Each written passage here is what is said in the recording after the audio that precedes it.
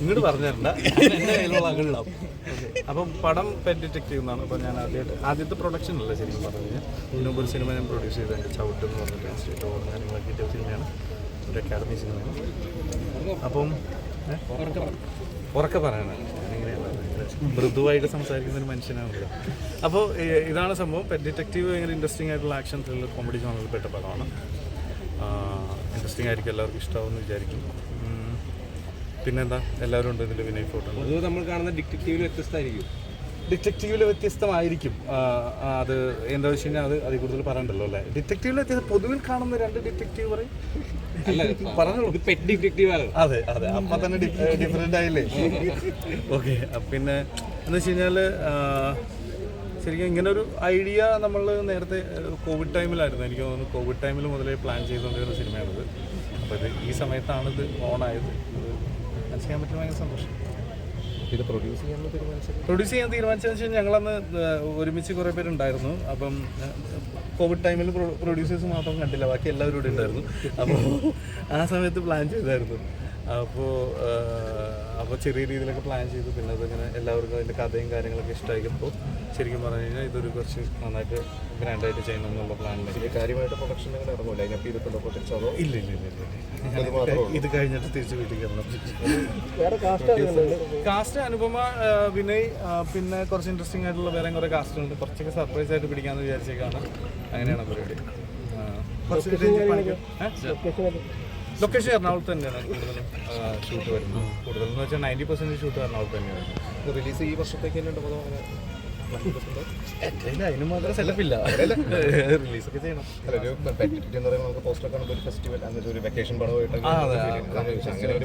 അങ്ങനെ എന്തെങ്കിലുമൊക്കെ വരുമായിരിക്കും. എനിക്ക് അങ്ങനെ ഒന്നും തീരുമാനം എൻ്റെ ഭാഗത്തൊന്നും ആയിട്ടില്ല. കാരണം സിനിമ ചെയ്ത് തീർന്നതിന് ശേഷം ബാക്കിയുള്ള കാര്യങ്ങളാണ്. ഇല്ല, ഒറ്റ ഷെഡ്യൂളൊക്കെ ഗ്യാങ് ഉണ്ടോ? എല്ലാവരും അവിടെ ഇവിടെയൊക്കെ ആയിട്ടുണ്ട്.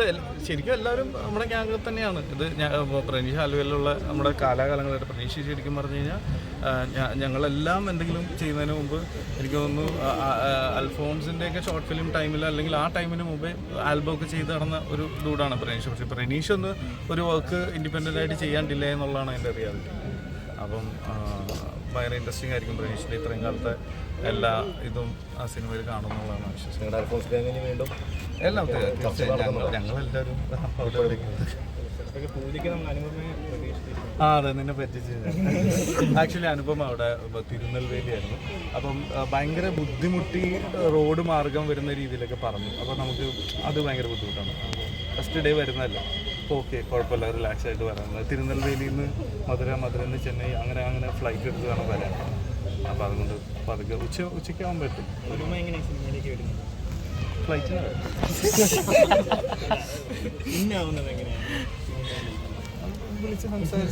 ഫസ്റ്റ്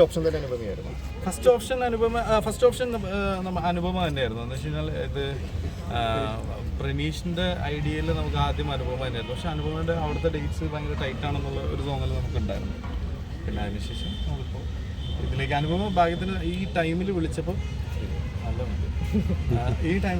ഫ്രീ ആയിരുന്നു. അല്ലെങ്കിൽ ഈ സമയം കിട്ടി. മാരി സെൽവരാജ് പടം നടക്കുന്നുണ്ട്, അതിൻ്റെ ഇടയിൽ ഗ്യാപ്പുണ്ട്. അപ്പോൾ അങ്ങനെ അനുപമയുടെ ഡേറ്റും ഇതിലായിട്ടുണ്ട്. ഞങ്ങളെല്ലാം ടെക്നിക്കലി എല്ലാവരും ഡേറ്റും കാര്യങ്ങളൊക്കെ മാച്ച് കുറേ പ്രാവശ്യം നമ്മൾ പ്ലാൻ ചെയ്തിട്ട് ഇപ്പം എൻ്റെ സിനിമകളും ഉണ്ടാവുമല്ലോ. അപ്പോൾ എൻ്റെ സിനിമയെ മാറ്റി വയ്ക്കും. അങ്ങനെ എൻ്റെ സിനിമകളാരും കൊണ്ട് വീണ്ടും പുഷ് ചെയ്യപ്പെട്ടിട്ടുണ്ട്. കഴിഞ്ഞ ഒരു വർഷമായിട്ട് അങ്ങനെ മാത്രം പുഷ് ചെയ്യപ്പെട്ടിട്ടുണ്ട്, ഷൂട്ട് ഇറക്കാൻ വേണ്ടി മാത്രം.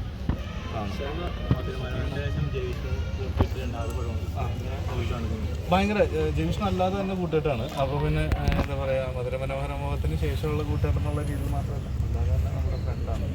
ഞാനതിന് ഒരു ജയ്വിഷ്ണു കൂട്ടുകെട്ടായിട്ട് കാണുന്നൊന്നുമില്ല. എപ്പോഴും കൂടെ ഉള്ള ഒരു ആളുടെ കൂടെ ഞങ്ങളെല്ലാവരും എല്ലാ ദിവസവും സംസാരിക്കുന്നതാണ് സിനിമയെ കുറിച്ചപ്പോൾ ആ രീതിയിലത് ഭയങ്കര ഇൻട്രസ്റ്റിംഗ് എക്സൈറ്റഡ് ആണ്. കാരണം എല്ലാവരും ഉണ്ട് കൂടെ, എല്ലാവരും ഇപ്പോൾ ആനന്ദടക്കം എല്ലാവരും ഉണ്ട്.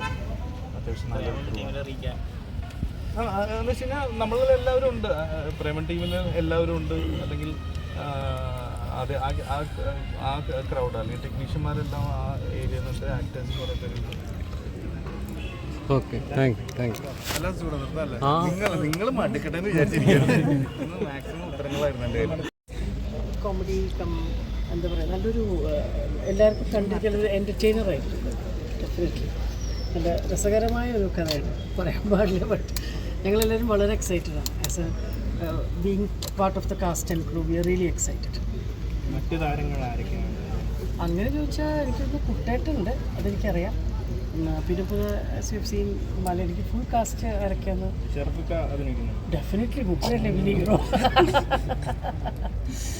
അദ്ദേഹത്തിൻ്റെ പ്രൊഡക്ഷൻ അദ്ദേഹം തന്നെയാണ് ഹീറോ. ഡെഫിനറ്റ്ലി നമ്മൾ പോസ്റ്റർ വരെ കണ്ടില്ലേ? ഓക്കെ,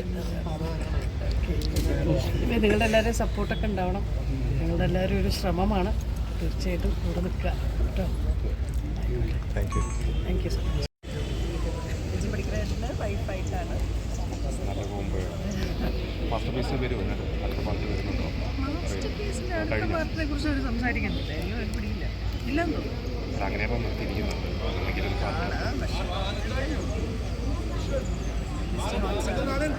കോംപ്ലിക്കേറ്റഡ് ഒരു പരിപാടിയല്ലേ. പക്ഷെ അത് സക്സസ് ആയിരുന്നു.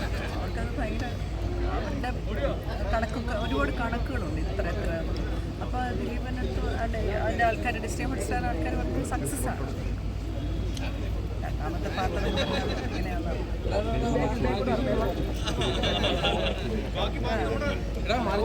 പ്രത്യേക മീറ്ററിൽ പിടിച്ചിട്ട് വേണം. പക്ഷെ രസമായിരുന്നു. വരാത്തൊരു കാണാൻ പാടായിരുന്നു. ഭയങ്കര എൻജോയ് ചെയ്തു.